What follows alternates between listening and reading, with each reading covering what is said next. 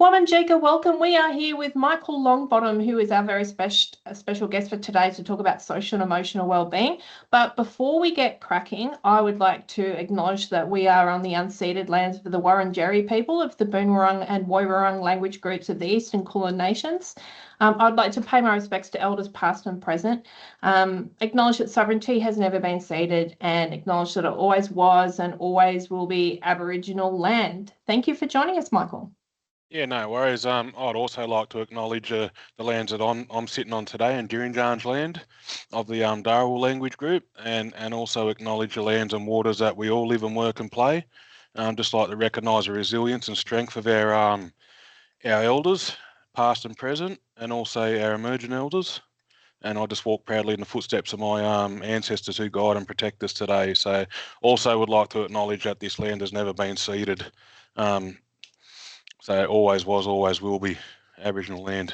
So as you said, Kavina, yeah, Michael Longbottom, living here in Dirijan's country, in a town called Bega down the south coast. I work for Katungal Aboriginal Corporation.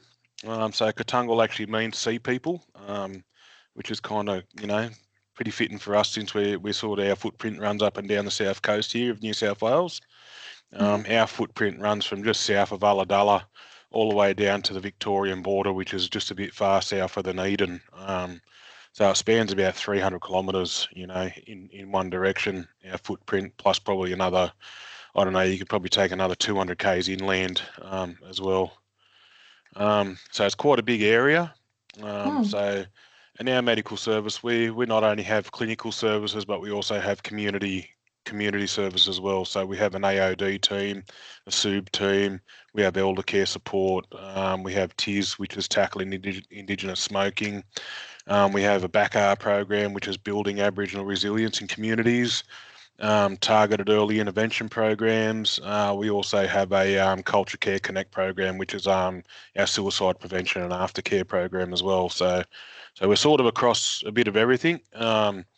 Our clinic side, we have nurses, we have a dental within our clinic organisation as well as doctors. Really big on 715 health checks. We do have an ITC program, which is integrated team care for people with chronic illnesses, and that sort of helps support funding for specialist appointments and people need accommodation or whatever when they got to go to Canberra for the specialists, or transport and things like that. So we do cover quite a range of things. Within my role within SUB, so SUB is, for those that don't know, Social and Emotional Wellbeing, and I'm what they call a Courier Connections Officer, and I'm that main connector between our clients and whatever services they may require, whether that be internal services within Katungal or could be external services such as housing, Medicare, job seekers, agencies, things like that. So amazing, it's all happening. That's me in a nutshell. You're a busy man. Yeah, we do keep pretty busy, so it's good, but it's good, we serve a purpose at least. That's it. So this recording is for the Certificate for Mental Health students at RMIT, and a lot of the students watching this video might not be aware of what social and emotional wellbeing means. Like, can you take us through that, please? Look, just a quick little example of social and emotional wellbeing. We deal a lot with homelessness within our area, as I'm sure a lot of people in different areas deal a lot with as well. But that thing about homelessness and helping someone to secure a home and get that accommodation straight away lifts a lot of their emotions and for their own well-being. It just lifts a lot of that off their shoulders, so they're feeling more confident, whether they need to go and get other supports put in place. They may need help negotiating with NDIS or aged care services, or even just getting to and from their appointments and that. But if you can get that sort of homelessness factor sorted out, because straight away then they've got somewhere where their people might be able to come and visit them. They've got a secure place, for their social needs. they've got that wellness of not being out on the streets all night, you know, in the freezing cold or in the wet, you know, where they're going to become chronically sick or whatever. Then they've got that emotional needs, you know, so that, you know, they don't have that worry about what's going to happen tomorrow, you know, where to for tomorrow, what does tomorrow bring, you know. So yeah, so that's a big part of it. Also, the other part of it might be, you know, getting people involved in different groups and different activities. You know, we might run wellness camps or you know, social activities and that, where we might take a group of men or women or even a mixed group out. We might take them out on country and do some cultural stuff with them. We might take them out fishing, or, you know, just take them down the park for a feed of fish and chips. You know, give them that sort of social interaction, so they're not sitting within their home staring at them four walls all day long. You know, and just a simple little walk down the beach and taking your shoes off and getting your feet wet, you know, can do a lot for someone's emotions as well, and just their well-being. And that's the amazing thing with social and emotional well-being. Like what we have the biomedical model, which is like the psychiatrist at the top and making all the decisions, and that we have psychologists who sit in a room, talk to you about like what's troubling you and so forth. But with social and emotional wellbeing, it's a Indigenous approach, and the fact that you're looking just beyond mental health and isolation, looking at the well-being of people who are homeless and taking them out on country and getting them involved in social activities, it shows what I understand to be the Indigenous approach to mental health, which is that it's more than just, hey, it's like your mental health condition, but it's all the stuff going on around you as well. Yeah. Yeah, and that's right. And like, we can have all these clinical settings where you see your psychiatrists and, you know, your westernized medicines and things like that within these four walls of the building, but just being able to take someone out on country, kicking their shoes off and getting their feet wet in the river water or the salt water, or taking them fishing and landing a flathead or something like that, so they can have something to eat for that night or whatever. That works wonders as well. That's, you know, to us in our Indigenous setting, that's better than westernized medicine. That's, you know, everyone needs that sort of cultural connection and that healing, you know, from that way as well. So that goes a long Absolutely. way. Amazing. And that's my understanding with social and emotional well-being. It's like you can't really have good mental health unless you have a connection to country, connection to family, connection to culture. Am I right in saying that? Oh, absolutely. Your connection to country and culture is everything, and also your connection to family. So there's a lot of I do have a lot of clients that are broken down with a lot of families within the area, but if you can sort of heal that to a point where they can be reconnected with some of their family members, and then you can sort of reconnect them, just and reconnecting someone to country and culture is a simple, it's a simple thing, you know, and it doesn't cost money. It doesn't, you know, we don't need funding for it. You know, might need to put a bit of petrol in the car to drive out there, but I mean, a lot of people down this way are happy to walk to places and that as well. So, you know, and just Mm, going for that walk is, you know, goes a long way towards their wellness and their well-being as well. So, you know, amazing. And what's the title of your role again? so I'm the Koori Connections Officer.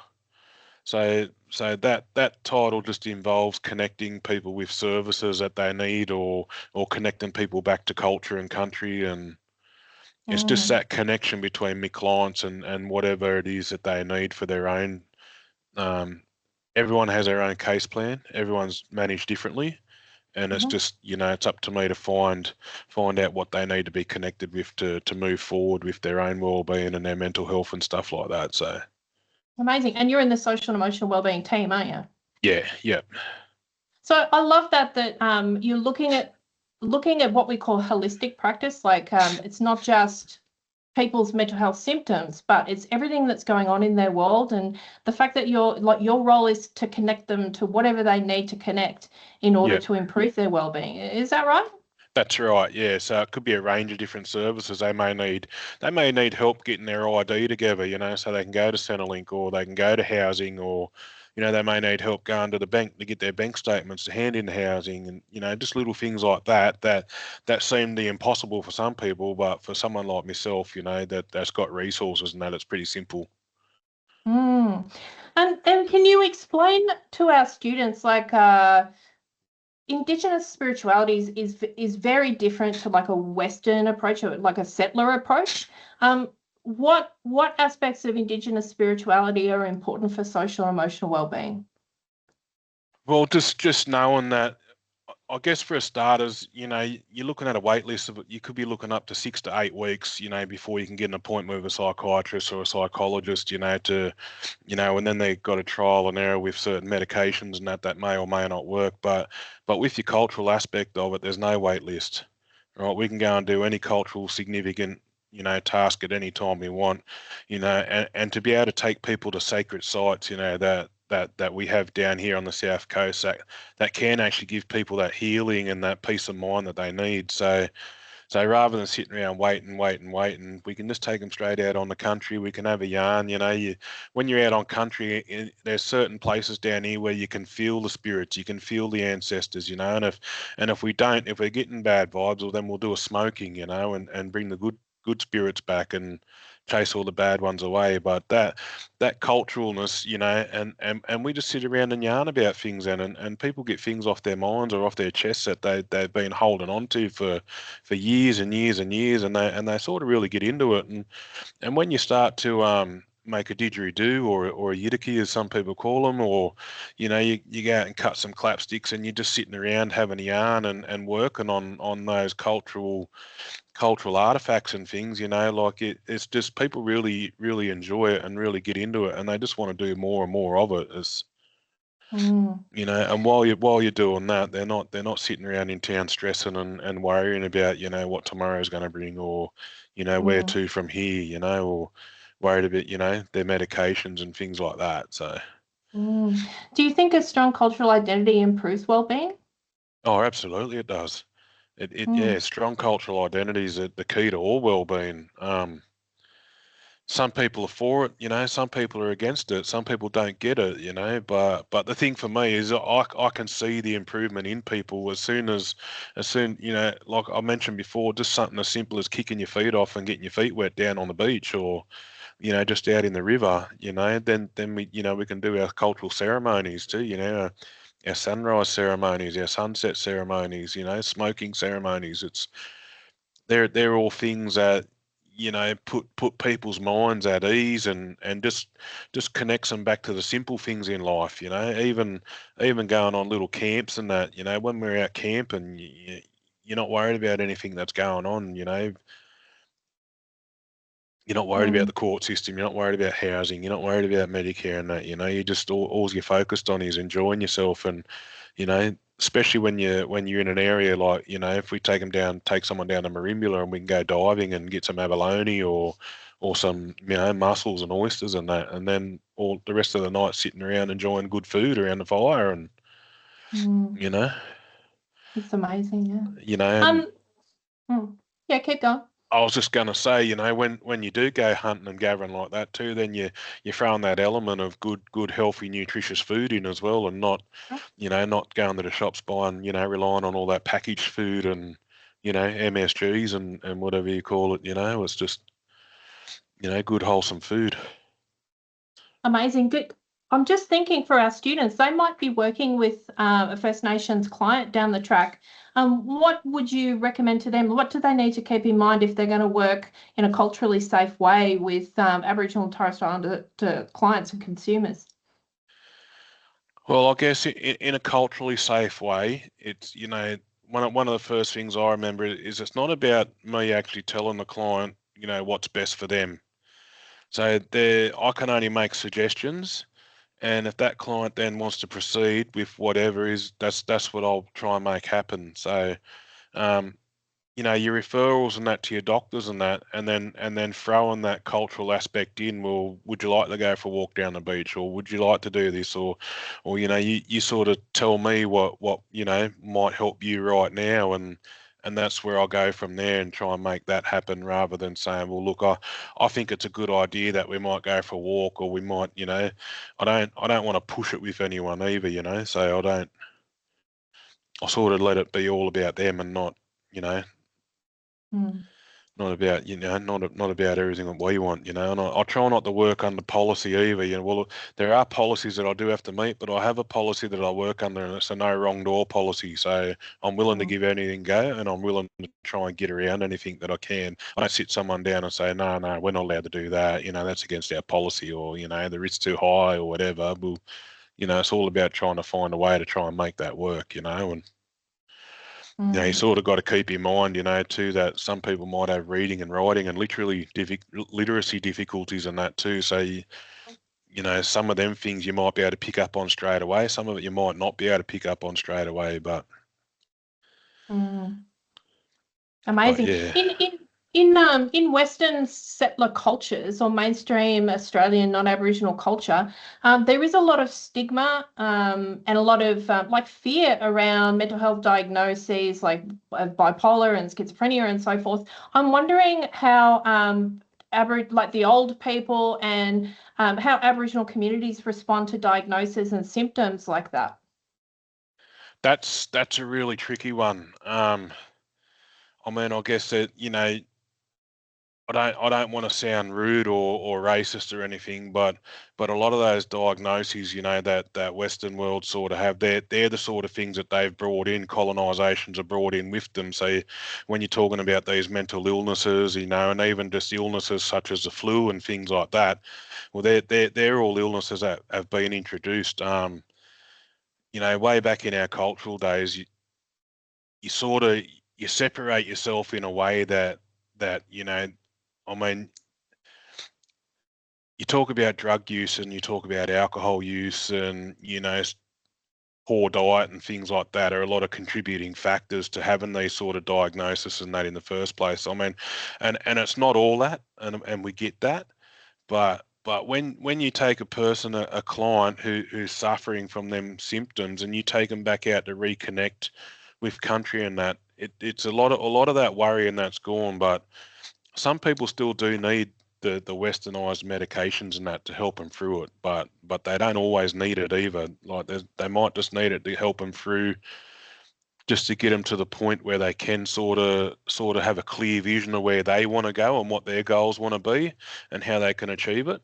And then things might change down the road, but yeah, it's hard to say because I'm not actually a trained medical medical person. So when it comes to them sort of diagnoses and that, I mean, probably the big thing for me is to make sure that we might do a review with the doctor and make sure medications and that are up to date and make sure that they are on medications that they do need or whatever. But then, like I say, when you throw in their cultural aspects and that and try and sort of clear their minds of everything, things just improve, and the way they manage their behaviors and that also improve as well. So I hope that 100%. makes sense.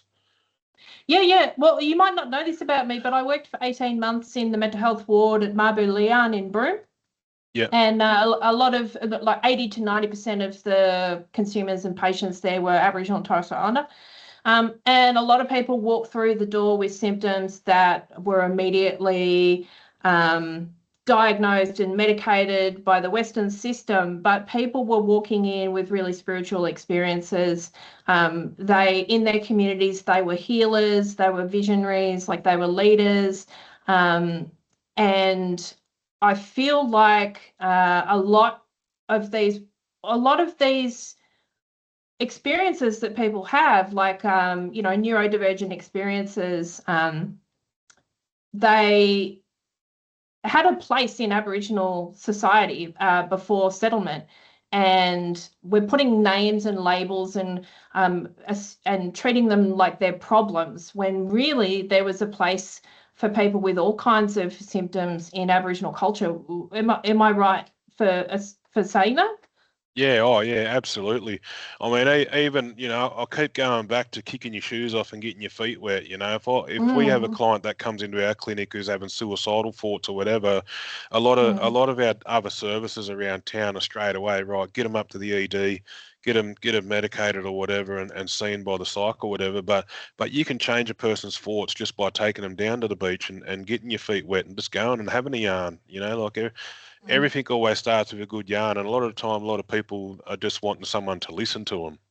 Mm. rather than, having all these medical terms shoved in their face and that they don't understand, or, they don't understand what's going on. But when you put our cultural aspect into it, it's easy to understand. You can sort of get what's going on in the world in a clearer way that you can understand, and it's a lot less frustrating. And Absolutely. Would I be right in saying I've read there's this great academic called Dudgeon who's written about Indigenous flourishing and how people's well-being was fantastic before colonization, really strong family connections, really amazing spiritual life, connection to the environment around them, and all of that was disrupted by colonization and we have the intergenerational trauma, and we have people who are living in a very racist world, which impacts on your mental health as well. Like, do you feel that colonization is impacting on people's mental health? oh, absolutely it is. Absolutely it is, because you just have a look at all the crises that we're facing now, the inflation rate, the housing, the shortage of housing issues. And, like our culture's been around for 65,000 years. Now, you don't survive that long living under the colonization that we live under now, because the way we see it now, it's only going to get harder and harder for people. And Mm, and for people that are used to being able to live so simply with nothing in their pockets, or, not a lot of money, or not a lot, but just their life skills of, hunting and gathering, and those, basic survival skills, that's all going out the window now, because we've got all this colonization happening around us, where things are just getting harder and harder by the day. The mm. cost of, the cost of living, the cost of petrol, so straight away you can't just go and jump in the car and go for a drive, 100 kilometres up the road to go and reconnect with your family and that, because you can't afford to. It's, Yeah, I think you know, I think modern life has a negative effect on a lot of people's mental health and like the yep. challenges of modern life. And So I think that's particular. Yeah, yeah. Go. sorry, I didn't mean to interrupt, but we No, no, we go, go. actually we actually went to the high school last week, as an organisation, Katungal, and we done some activities with some younger kids. They were high school students, and we were told by the teachers that these kids have got intellectual problems, they've got Mm, behavioural issues, they will mm, not sit still, they do not know how to be quiet, they cannot behave themselves, they will amount to nothing in life. And we've mm, sat these kids down on a little mat. We showed them a few possum skins. We showed them one of the girls had a handbag that had been hand woven by one of her aunties, 30 years ago, out of raffia grass and mm, that. And mm, we had a few different artifacts like clapsticks and digging sticks, but then we got them all a couple of t-shirts, and we went and made some paintbrushes out of the bark off the trees and got them to paint. These kids were fully interacted with us for 3 hours, and sat there quiet while they painted their shirts, while they had to go out the weaving, while they done all this stuff with us. And it just, one of the teachers was amazed at how well these kids had behaved, and she just could not believe it. And it just reiterated the fact of how powerful our culture is, and how simple it really is, like, these were kids that had intellectual problems, and, didn't know how to behave themselves, and are going to amount to nothing in life. That's what the teacher said about them. it's terrible they're copying those labels so young, like Yeah. it's yeah, that's heartbreaking. I know that you also like we've talked before about the role of sport in social and emotional well-being. Like you often get involved with local footy teams and so forth. Like, can you explain how that benefits mental health? Well, that's like a gathering of bringing people together. So when I do a Courier knockout team, so my rule with our knockout team down here, because Group 16 so widely spread across a big bit of our footprint in our country. If you live within eyesight of Gulliga Mountain, which is one of our most sacred mountains down here, well, then you can come and play knockout footy with our knockout team. But what that does is it brings families together from, I have participants from Eden ranging all the way back up to Bateman's Bay, which is about probably a good 2.5, 3 hour drive from each other. But when you don't have their own team in the knockout, and people take their kids to the knockouts and they just get their kids a run and a go with whoever, whatever team will take them, as opposed to having your own team and the kids all playing together under one banner, and then you've got all your parents and supporters all standing around, reconnecting because they haven't seen, some mob for a couple of years, and all of a sudden they're all together at the footy, cheering for the same team as one big massive community, and that stems across our whole footprint like that.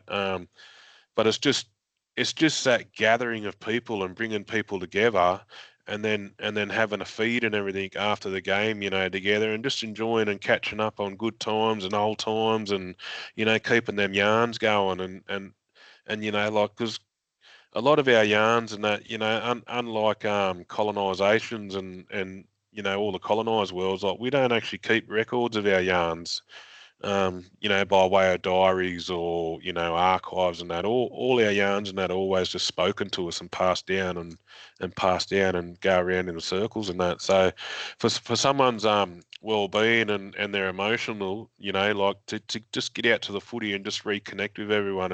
And again, it's just about forgetting about what's going on around you and forgetting all about all the colonization and, for that one day or for that one weekend where you're at the footy reconnecting with family and mob that you haven't seen for a couple of months or a couple of years or whatever, and you just forgotten about what inflation is. You've forgotten about what the housing shortage is. You're not worried that you've got your 6 kids still living at home because they can't find anywhere to live or whatever, but you're just reconnecting with your mob. Amazing. I believe that the mental health sector would benefit from decolonisation. Now, the mental health sector is designed with a Western settler mindset, like the disease model and so forth. And decolonisation is about unlearning all of that stuff and reconnecting to the wisdom of previous ancestors and generations.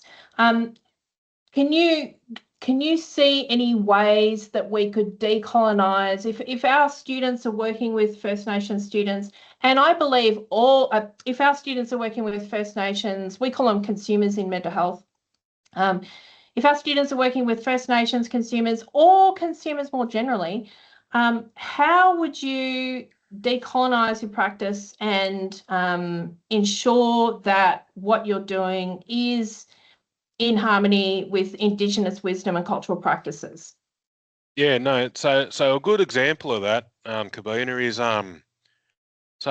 sometimes when we've got to take our clients, for detox and rehab, there's a pretty good facility up in Fairfield Hospital called Corelli's, where they go and they sort of detox themselves from whatever drugs and alcohol they've been using or whatever, and it's a really westernized, colonized setting, in a mental health ward in a hospital, in them 4 walls and that, and then you go to a rehab facility and rehabilitate yourself in the rehab.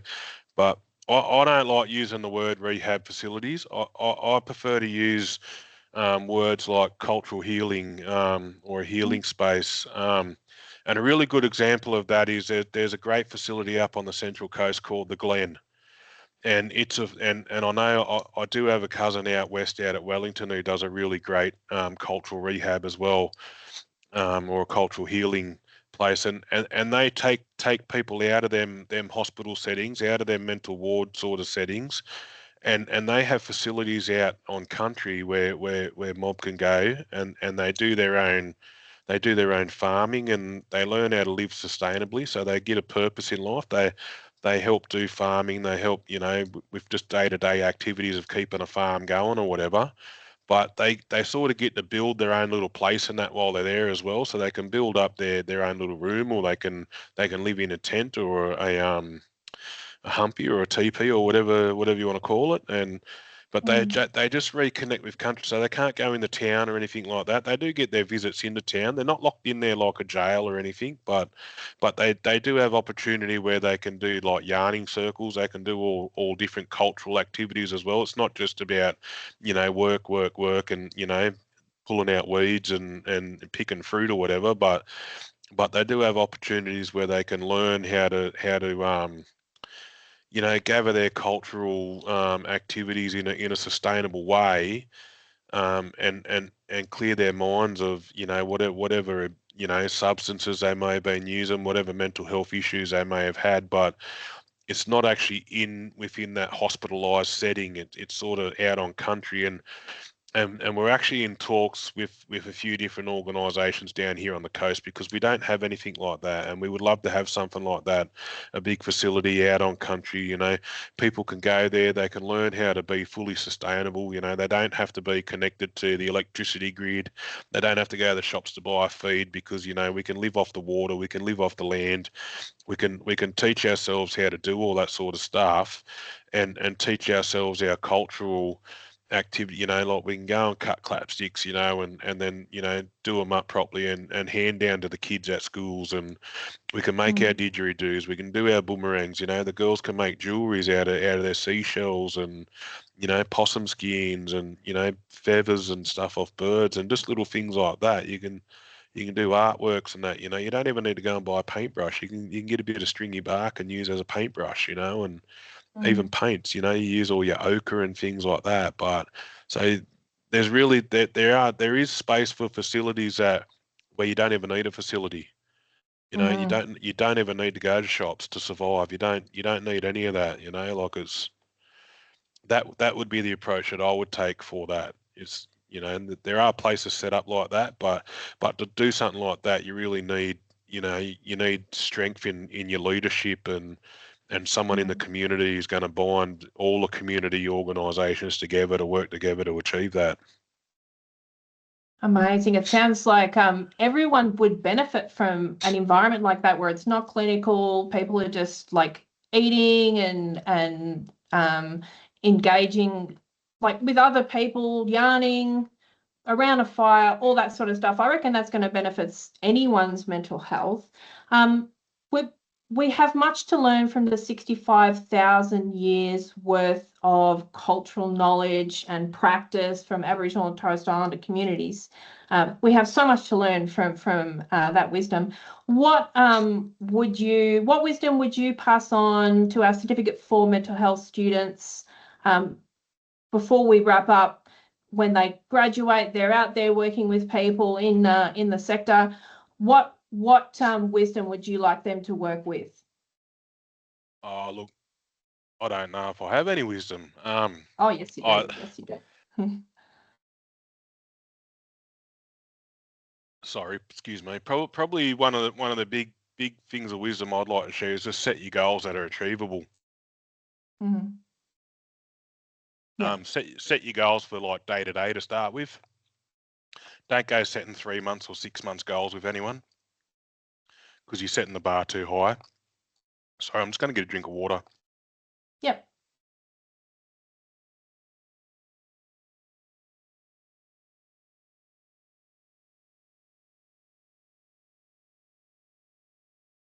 Bless you. Yeah, so sorry. Yeah, so as I was saying, yeah, don't set your standard too high. Set your goals, make sure your goals are achievable and measurable. Just take each day as it comes, and then go for the bigger goals.